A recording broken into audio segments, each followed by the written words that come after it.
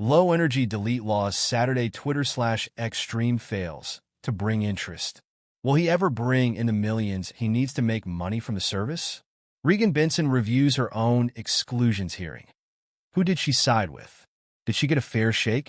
Durban confronts corruption while seeing corruption everywhere. Will he give himself more heart issues? Floyd Wallace chooses Colombia for next sex tourism special. Does anyone care? Plus, a look at the GoFundMe market. All this and more on this edition of Auditing Insanity.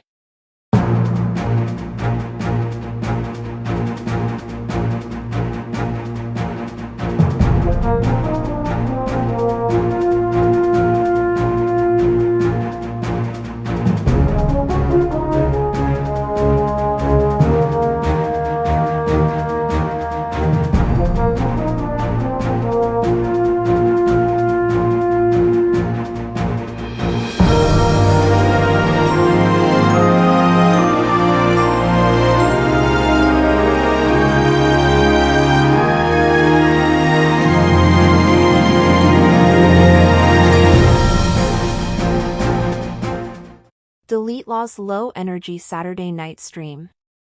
An aging and tired Jose Chile de Castro again avoided a promised wall-building livestream Saturday night as he opted out of building his constitutional law scholar board game to go back to bed. De Castro's promise came at the end of a 3-hour livestream that was clearly wearing on the 50-year-old YouTuber.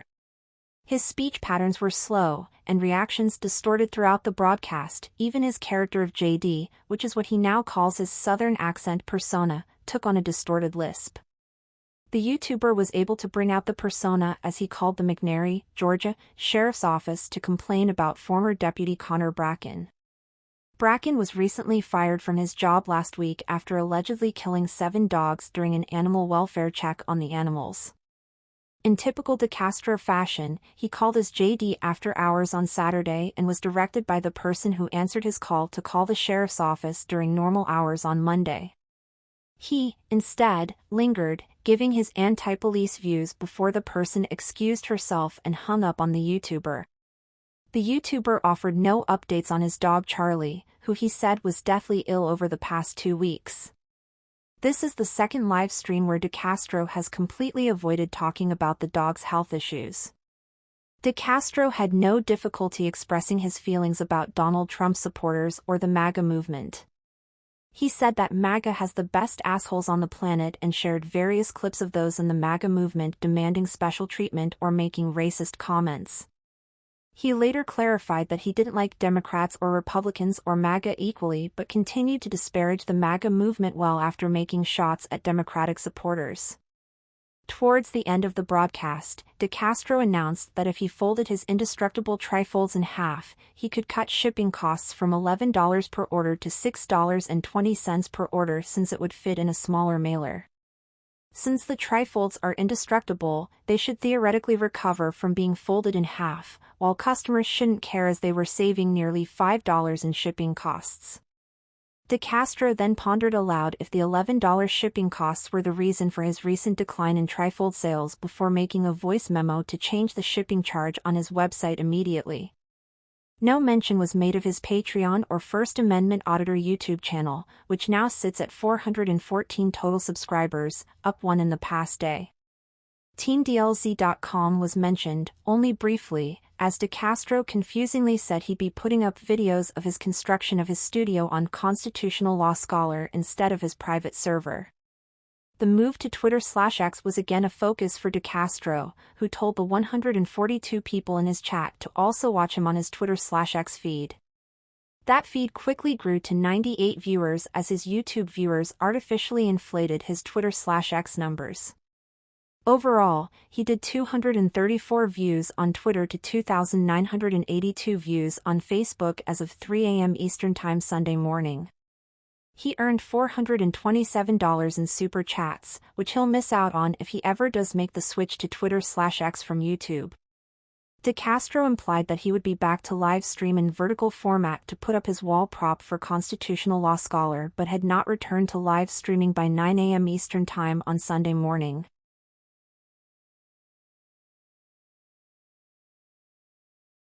GoFundMe Market Report, November 17, 2024.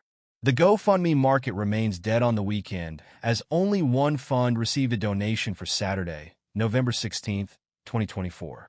Liberty Trolls Support the Fight for Our Constitutional Rights Fund brought in a $10 donation to represent the only market action for the day. The donation may have been inspired by Liberty Trolls' announcement on Saturday that he was appealing a trespassing conviction in Polk County, Florida, which was posted on his YouTube community page asking for donations. We'll continue to monitor the page for further updates. We need your help. This newscast is funded by your donations along with what we make from our YouTube channel per month. While we did achieve full monetization on YouTube, we still need help to get through monthly expenses and keeping the lights on to bring you the paper and the newscast each day. If you can afford it, please consider donating to the GoFundMe run by this very channel. All donations literally go to keeping the lights on, eating, and writing news stories to feature here and on ReallyCoolSite.org. If you can't afford to contribute, please watch the advertisements on our videos and like, share, subscribe, and comment. You can help by doing next to nothing, and we thank you in advance for pitching in.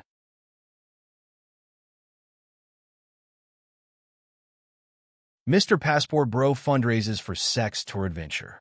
The never-ending saga of News Now Omaha and Mr. Passport Bro, Floyd Wallace, continued with a Friday evening live stream where he declared that he was leaving for either Brazil or Colombia on November 24, 2024, as he was no longer waiting for his legal troubles to clear up before leaving for his latest sex tour. Wallace had his audience vote on his next sex tourism destination between the two countries, with Brazil leading by a wide margin when Wallace abruptly ended his stream and made it private for unknown reasons. The YouTuber has been known to privatize his live streams whenever he faces criticism from his audience.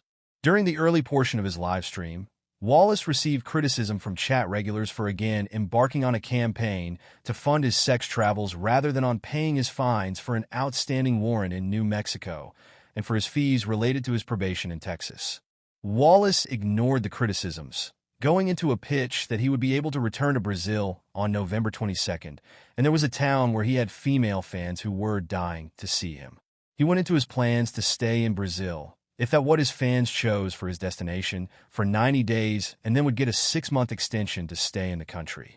Addressing his pending charges in Oklahoma, he said learned at his court hearing earlier in the week that his blind plea or jury trial for a single count of obstructing an officer would be delayed until December. He then assured his fans that due to the backlog of cases in Oklahoma, his case will be delayed again and would give him plenty of opportunities to resume his sex tourism. Wallace is facing charges in Norman, Oklahoma, for obstructing a police officer during the very last audit that he performed on behalf of Jose Chili de Castro in 2023 before the two had a falling out that ended their brief partnership.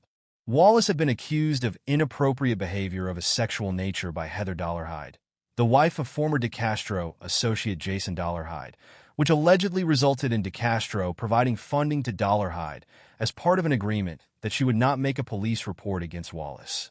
De Castro, who was helping Wallace with a federal civil rights lawsuit against the Las Vegas Metro Police Department at the time, then stopped helping Wallace with the lawsuit, resulting in Wallace asking for its termination. With his new travel date pending, Wallace announced a new fundraising effort, this time to cover the cost of his Airbnb in whatever country he decides to visit. The results of his poll were not available as of press time.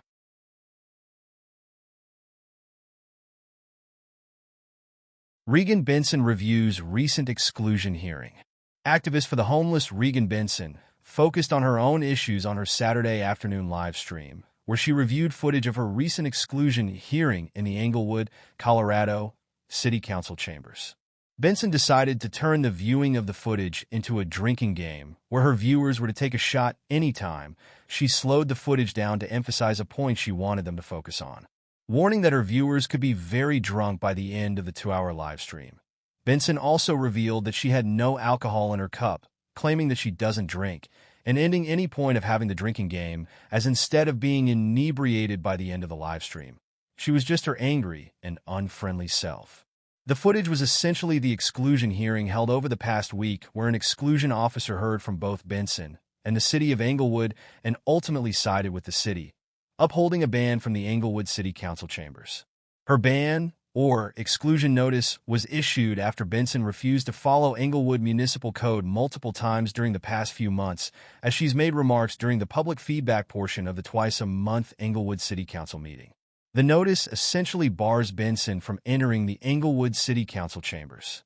She can stand outside of the chambers and film while viewing through the window, as she did during a recent private swearing-in ceremony for Englewood's police chief, but is no longer able to actively attend Englewood City Council meetings during the ban. Benson was given time to appeal against the ban and was able to attend a previous Englewood City Council meeting during that time. She and assistant Aurora Transparency decided to wear homemade sandwich boards adorned with swastikas during the meeting. The 2-hour live stream featured Benson giving her views as to why she is always right and why Englewood City Attorney Tamara Niles is always wrong. According to Benson, Benson's loss at the hearing, which ultimately upheld her exclusion, was based on the contention that Niles hired the exclusion officer to find in her favor. The YouTuber and homeless activist said she preferred the exclusion officer who handled her previous exclusion order from the Englewood Public Library. That officer ruled in her favor.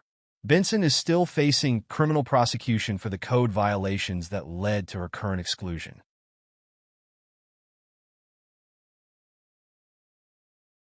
Durban protests in Pawhuska, Oklahoma. Embattled lawyer Rean Durban joined the ranks of many YouTubers live streaming Friday evening as he and son Lee were live in Osage County, Oklahoma, for the Pawhuska, Oklahoma City Council meeting. Durban reminded his viewers that he had been ejected from a previous Pawhuska City Council meeting by Mayor Susan Barrow for interfering in the meeting. He promised that he would soon be filing a federal civil rights lawsuit against the mayor for her actions. The YouTuber was in Pawhuska to protest against a $25,000 bonus for city manager Jerry Eubanks. Durban said that Eubanks has been charged with embezzling from 2 cities he worked for and that the Blackwell, Oklahoma, municipal authority had a judgment against him for over $30,000 in allegedly embezzled equipment. Durban claimed that Eubanks' friends on the Pawhuska City Council gave him the job of city manager after the previous city manager quit and the assistant city manager recently quit. The YouTuber confronted Eubanks before the meeting and was unsuccessful in getting answers from Eubanks about his alleged embezzlement and need for $25,000.